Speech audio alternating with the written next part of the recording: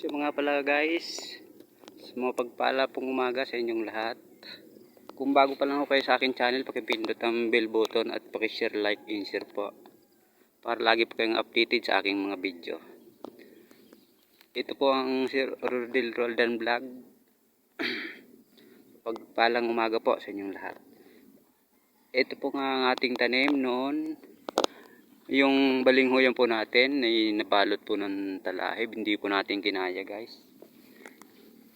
Ito yung nalilinisan lang natin.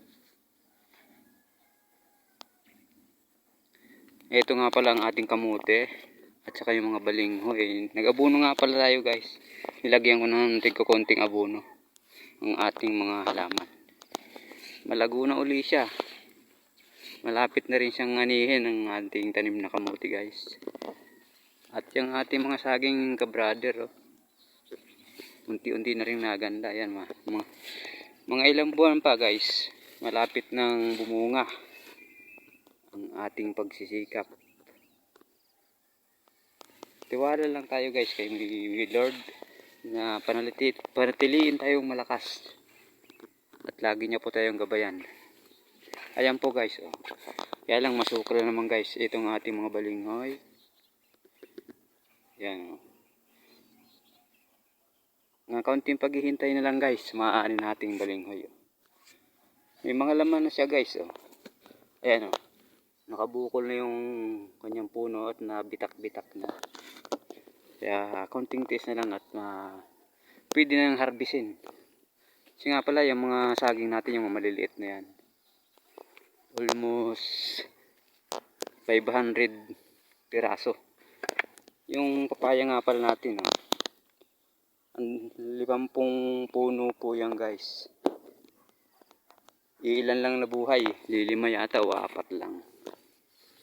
Kaya lang masukal na naman guys, oh. Ayan, may tanim na rin pala tayong guyaba, no?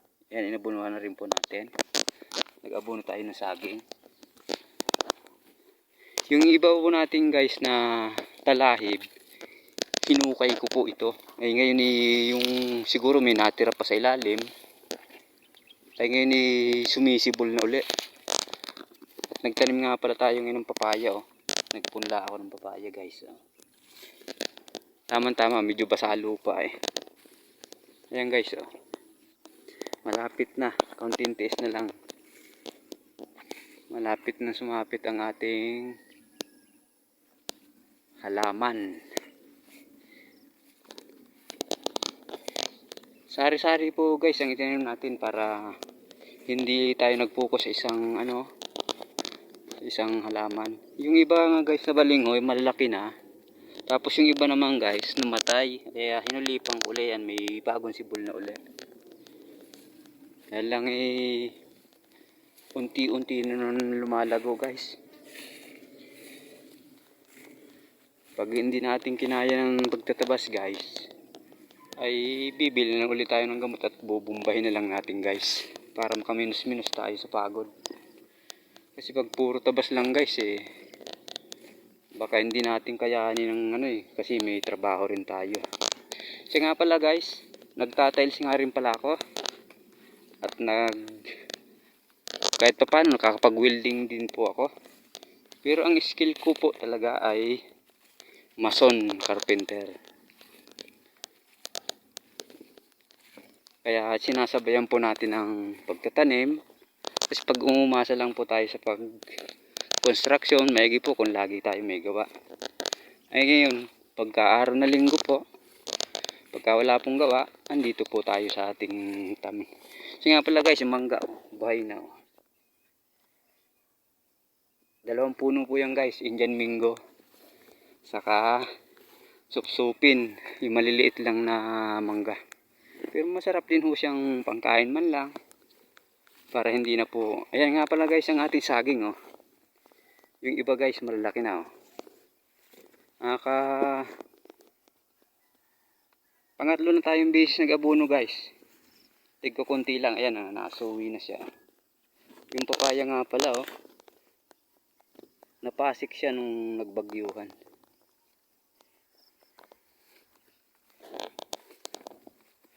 Ayan, unti-unti na naman lumalago guys. Ayan, nag-labas na ng mga suwe at ito may abono pa siya. Kasi nakabili tayong kalahating sakong abono.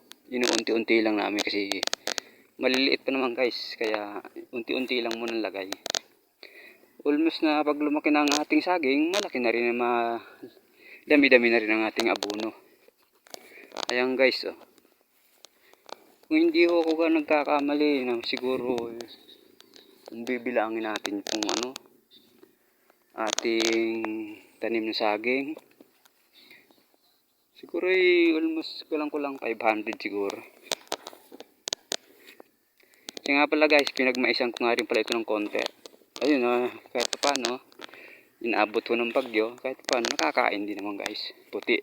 At ito, may mangilan-ilan tayong binhi, itinira ko. Baka ho sa sunod guys, makapagbenta rin tayo. Ayan, madilaw na siya guys, pwede na siyang pitasin, pambinhi natin. Hinog na po siya, oh. At yung mga saging natin, oh, magaganda na siya.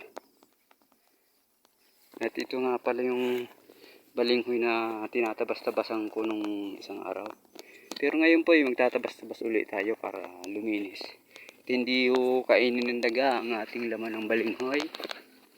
Kaya maya-maya pa siguro tayo umuwi, mga almost 10:30 para kahit pa paano makapagtabas-tabas tayo ng konting damo. Para hindi makatipid-tipid na tayo sa pagtatabas, pagbubumba. Bibili pa tayo guys ng gamot na pambumba rito guys. Ayan guys, oh. Siya nga pala, may tinanim nga pala ako rito ng langkang na buhay. Namatay siya guys, yung iba nating tanim. Sige po guys, maraming salamat po at lagi nyo po sanang i-like and share at follow at in-share ang aking mga YouTube, ang mga aking vlog. Maraming pong salamat at lagi po tayong gabayan ni Lord na laging ilayo sa anong uring kapamakan at karamdaman. Naway palakasin nyo po ang ating pangangatawan Lord at ituro nyo po sa amin landas na aming tatahakin. Maraming salamat po. God bless po. Thank you guys.